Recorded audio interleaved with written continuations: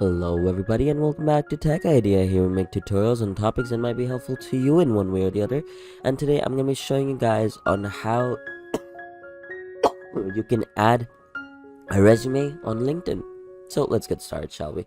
First and foremost, you just want to press on yourself, basically me. From there, you just want to go to view profile. From view profile, there's obviously two types of resumes you can add. One is a basic summary about yourself and the other one is a professional resume.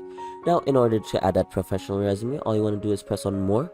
Once you press on more, all you want to do is build a resume. Once you press on build a resume, over here you just want to upload your resume and that's about it. That's it, honestly.